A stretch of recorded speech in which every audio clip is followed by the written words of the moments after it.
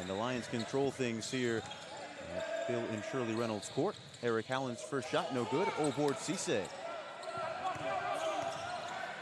Cisse goes to work, straight into attack mode. He's going to earn an early foul here. It goes against Rafael Gomez.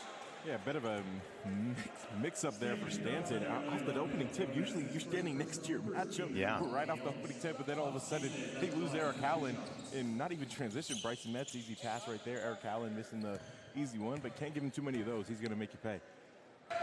Gomez goes right at the smaller Metz and takes the contact and finishes through the contact. Yeah, good vertical contest by Bryson Metz going with the wall, but on that one, just like you said, a better play offensively, being able to go over the shorter Bryson Metz. Keep up with us laterally. And there's Frawley up from the corner, looking fresh. He's got the first tray of the night. I do like this lineup, though, for Vanguard. I think Frawley, his natural position being the 4, lets him be a little bit comfortable. Having to go to the stretch 5 at times is interesting, but now here you have some versatility with your lineup as soon as you make your first substitution. If you want to go small, Frawley's already in rhythm in the game, and now you can take Cisse out. If you need to put another big in there, you can keep Cisse in. So I like starting Frawley in this situation. Ball in rhythm, spinning, Boogie loses the handle, and the ball stays with Vanguard.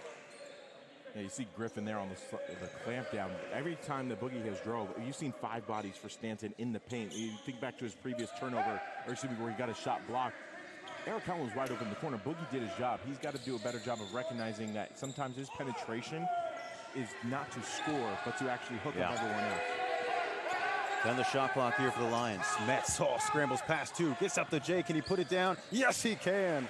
Bryson Metz, what a move, what a finish. That's going right to the top of the mixtape, Jared. An incredible job snaking the first screen, especially when Vanguard goes to the stacked Spain action. If they snake the first, pick and just pop the second one. Really good job. Continues to be available here inside the Free Center to start this season. There's bodies dropping. It was Gomez took a slip there, and that leaves an open lane for Eric Hallen.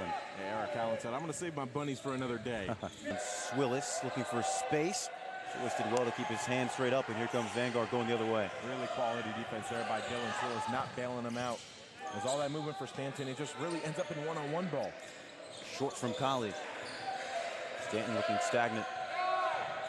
Waiting the shot clock, Patton. Passed out to McCabe. Long range 2, and it's off target. Great defense there by Vanguard. Devin Carson fighting through that screen. Had a chance to switch to Hallen, but he said, no, I'm not going to take the easy way out. Ever since Carson Frawley's three-point make, that is blotted away by Swillis. Let me shut up here. It's Vanguard on the break. Frawley, pump fake, drive. Goes to the left hand, it's short, and Swillis, can he clean it up? No. And rebounded by Patton Jr.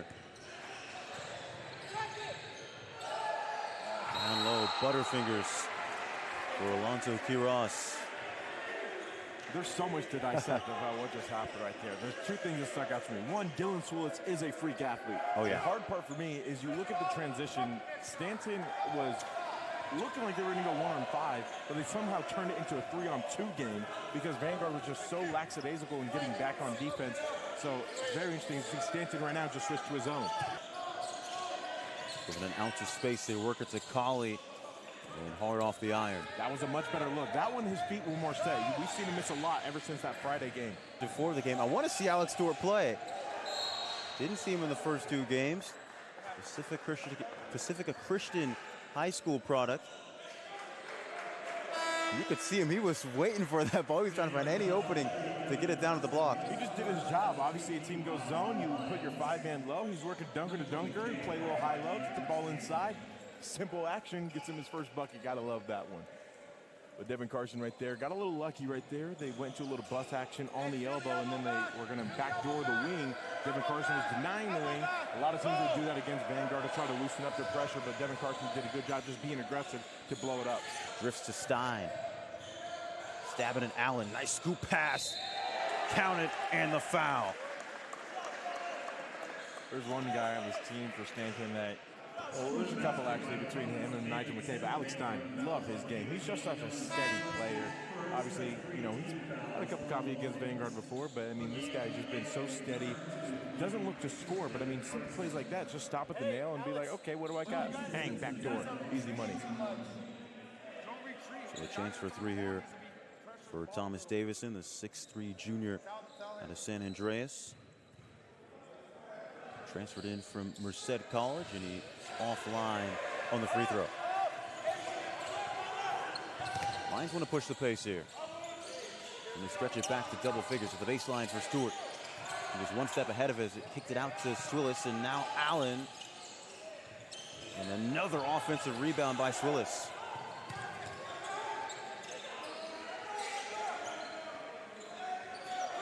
Aguirre steps into a triple. Stewart, oh, board.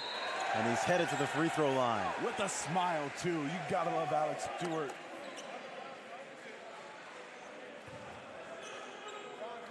You know, this is a guy in Stewart, Jared, that last year, obviously, you know, redshirting. Yeah. Not many expectations for him, right? But he's a sponge, asking so many questions in practice. Sometimes, you know, it got on my nerves a little bit, to be honest with you. Last year, you know, I'm trying to focus, but I mean, he just wants to soak in all this knowledge, and this is the first one. But you see something like that, and I can't help but smile, because it's like, dang, like, he really was paying attention. Yeah. Like his handwork is something that we talked about a lot last year, but like something like that where, you know, you go to the swim move, it's like, yes, you love to see that. 9-point game. This is a great opportunity for Stewart to work out some of the kinks. They're trying to trap here in the half court as Stein breaks through the press, drives to the rack, kick out, Patton Jr. Splash. So that's a play right there where you have two young guys, or guys who don't really get a lot of minutes, as Vanguard wastes no time, come back the other way. But you have Robert Aguirre Jr. and Alex Stewart both in a trapping situation, and Stewart on that one, he should have recognized first that Rob was in the bad position. He should have just went under. There's no reason trying to blow up a dribble handoff on the backcourt. But as soon as Stewart saw it, he should have just went to a drop coverage right there, and that would have solved that three-pointer that the Elks just got in the previous possession. Two on the shot clock, they get it off in time. Aguirre hits it at the buzzer. It's been a long time since we've seen that connection. You don't get to see it often, as a matter of fact. Bryson Metz and Rob Aguirre, two best friends. You know Bryson Metz is looking for. Fourth three-pointer of the night for the Lions. 4 for 13 now as Gomez. Was he rejected by Cisse, or was it the underside of the rim? Hard to tell there. Either way, Pop got beat off the bounce again. Just got caught ball watching, and this should be a matchup that he should be feasting on tonight. You know, when you look at the personnel groupings, but I guess it could also go the other way when there's such a stark difference in styles. Metz, met by Tapia. That gives room for Aguirre. Oh, Metz worked the space really well there. The ball's eventually going to fall into the hands of Stanton. You're exactly right. He did work the space well, but that's just his talent in terms of his ability to suddenly change laterally, right? I thought they had a couple of pockets to get Eric Allen the ball in the mid-range. I mean, Eric Allen, obviously, he's been struggling a little bit from downtown, but, I mean, everything inside the arc, it's been money, especially on the interior. If he catches, he goes face-up game, I trust him in a one-on-one game. You got to be able to hit him, and then your inside-out three is going to be better. The perimeter, yes, it was an open three. Rob can't hit that, but I just feel better about an inside-out three. Actually been Boogie and Swillis, who have the largest portions of shots here. As you see Swillis go to attack on him. Maybe there's a reason for that. He's getting everything he wants in and around the paint. And I thought they had that earlier, that send exact action where it was Eric Howland in the high post, but Swillis is equally capable as Howland in the one-on-one game when they get to the free throw line. No good, and another putback attempt. They're getting caught more than Vanguard right now, but Vanguard is equally as porous in terms of actually checking their man on the box outs on the defensive end. So Stanton, one of the things that they got to do is crash harder. Given away, and McKay is going to earn the foul. And Howland's having a word with Pop Cisse. As he should, because Cisse, I mean, if you're going to do the dribble handoff, you have to have some deception. DeGaly loses out, but it's Frawley, 3-on-2. Metz, not the lob. He goes at it by himself this time. And finishes off glass. Frawley had to get that ball up sooner to Bryson Metz if they wanted to go showtime, but you'll take the easy deuce any day of the week.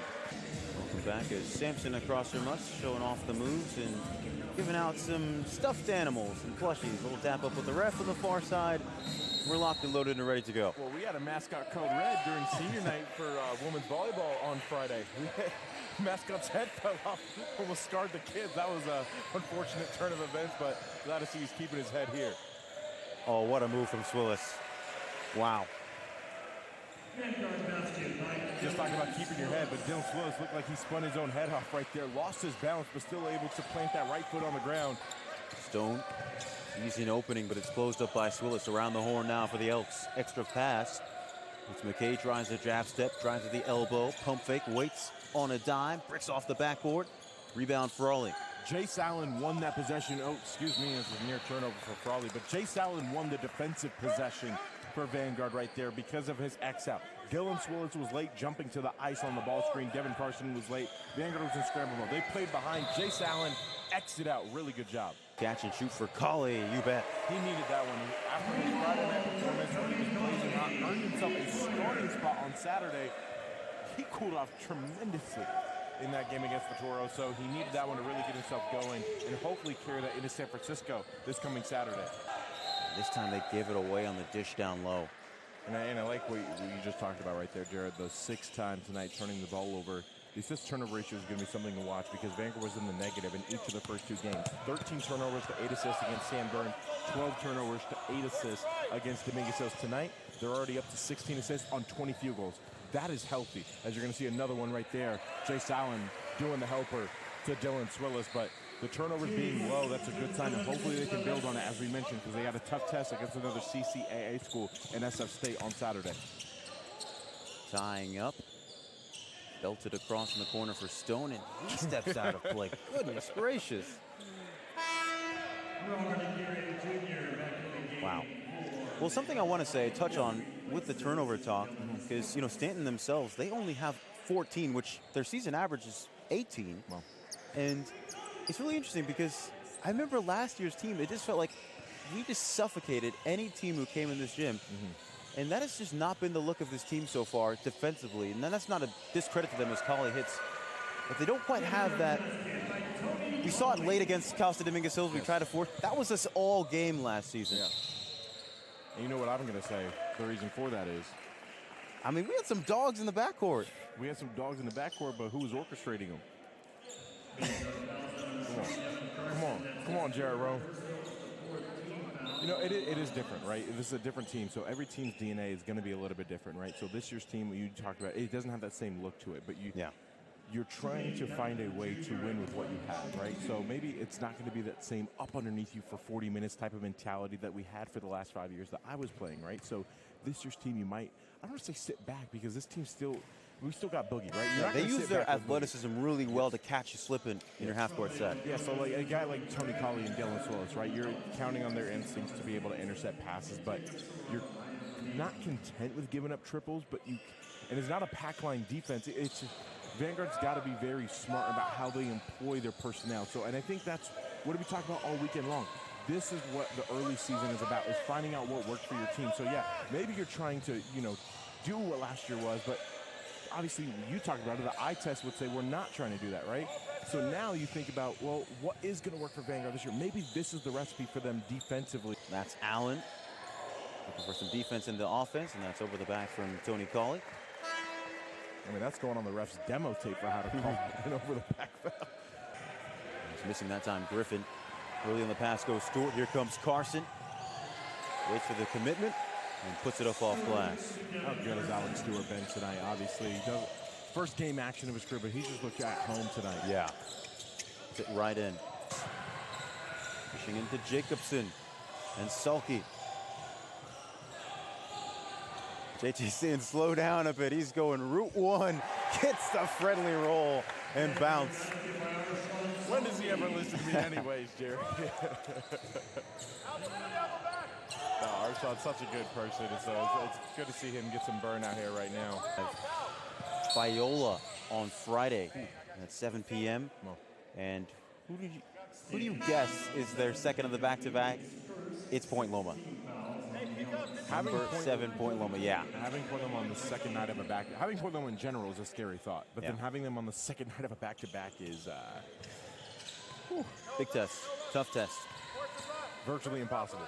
Oh, good hand by Jacobson. Jacobson still. Was Arshad away by McKay. really calling for a lob right there? Of course he was. My eyes were straight on, and I'm holding down the controller if I'm Jacobson and I'm going up for the jam. And